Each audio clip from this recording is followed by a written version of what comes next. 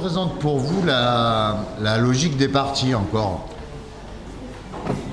La logique des partis, c'est difficile d'imaginer qu'on ait une démocratie sans parti politique. Voilà. La logique des partis, ce qui est le problème, c'est pas les partis politiques en fait. Tiens, ça s'est coupé. Le problème, ce n'est pas les partis politiques, c'est la façon dont ils sont gérés. Je trouve que le problème qu'il y a, c'est que les partis politiques sont devenus maintenant des espèces de syndicats de placement qui n'ont plus aucune colonne vertébrale.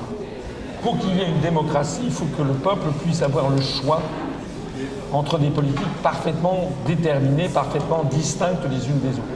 Le mal vient de ce que les grands partis politiques contemporains n'ont plus d'idéologie, de ligne politique distincte, qu'on y mélange le tout et son contraire, qu'on ratisse large, et de telle sorte que lorsque les électeurs votent pour ces partis, ils votent en fait pour, ils leur donnent un blanc-seing. Voilà.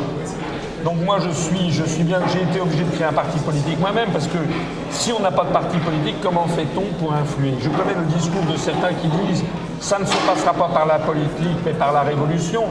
Mais une fois que les gens ont dit ceci, ça se termine là, et en pratique il ne se passe rien, puisque les gens déjà actuellement ne veulent plus adhérer à un parti politique. Vous imaginez qu'ils sont prêts à faire la révolution. Il faut être pragmatique.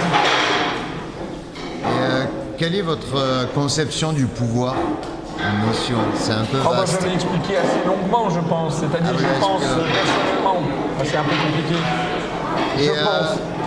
Vous pensez quoi de la souveraineté de la nation par l'exercice?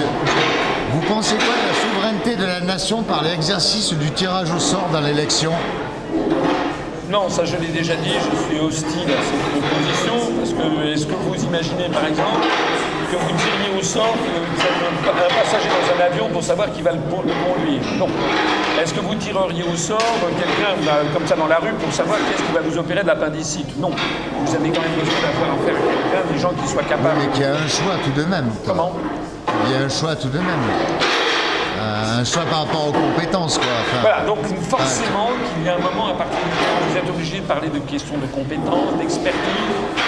Et à partir de ce moment-là, se pose la question de savoir qui trie, qui fait le tri, de même qui fait le tri, parce qu'il y a aussi énormément de gens qui n'ont pas du tout envie d'exercer du pouvoir. Il y a énormément de gens qui ne veulent pas du tout être ministre ou président de la République. Comment fait-on cela pour les écarter? C'est toute la problématique, elle est là. Voilà. Moi, je ne crois pas du tout à ce système qui d'ailleurs n'existe pas. En revanche, je crois au fait que l'on peut augmenter la consultation populaire par les référendums d'initiative populaire, par la reconnaissance du vote blanc, c'est-à-dire de donner beaucoup plus de pouvoir aux gens. Et puis aussi, d'ailleurs je le mentionne dans mon programme, on peut envisager des systèmes, soit de tirage au sort, soit des systèmes statistiques, pour toute une série d'actions. Par exemple, l'égalité d'accès aux médias publics.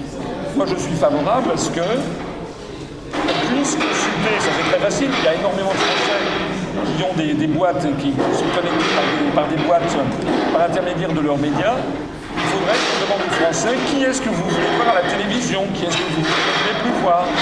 Parce qu'actuellement, on force les Français à subir l'expertise prétendue des gens que l'on voit depuis 20 ou 30 ou 40 ans qui se sont trompés sur tout et que les Français ne veulent plus voir.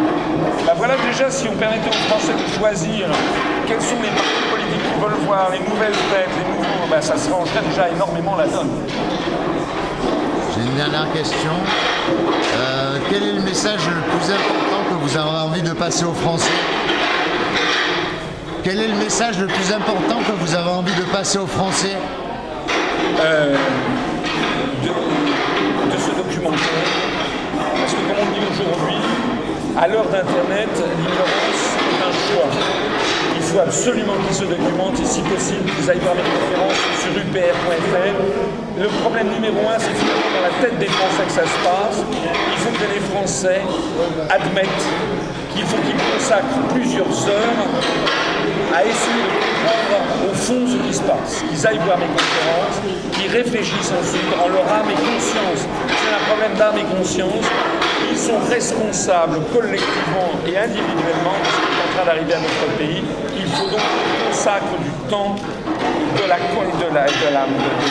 temps de cerveau à réfléchir à ce qui se passe en allant se documenter sur Internet et si possible sur upr.fr.